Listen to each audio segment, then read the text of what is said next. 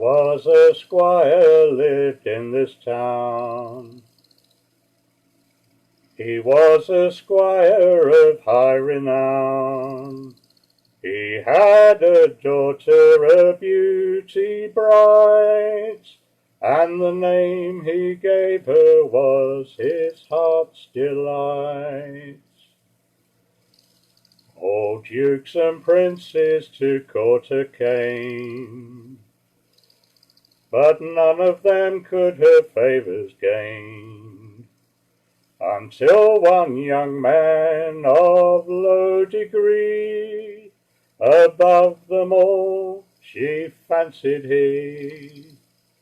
Now when her father came of this to know, that his daughter loved this young man so-and-so, 100 miles he sent her away, to detain her from her wedding day. One night as she was for her bed bound, and taking off her lovely gown, she heard a voice of a deadly sound, saying, "Come, my love, break these bonds by which we're bound." Now her father's horse she knew right well, her mother's mantle she knew also.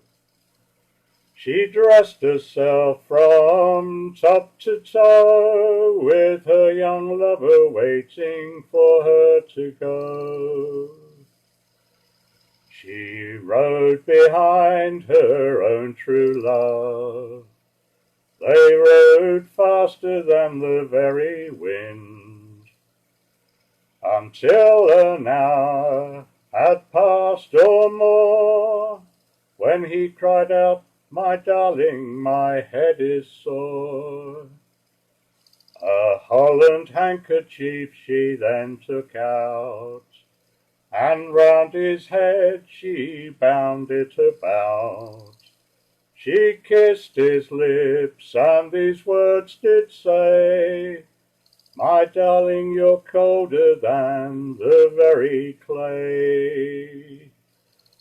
And when they came to her father's gate, "Alight, alight," his young man said, "Alight, alight, and go to bed.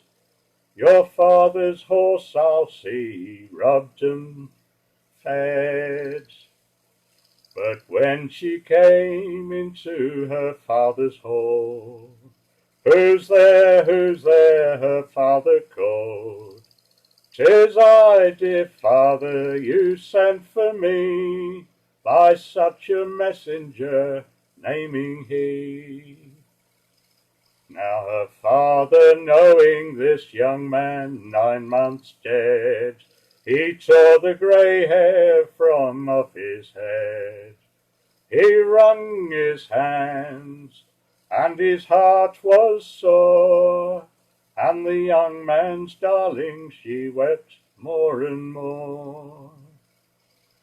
'Twas early in the morn, at the dawn of day, they went to the grave where this young man lay, and although he'd been 9 months dead, a Holland handkerchief was round his head.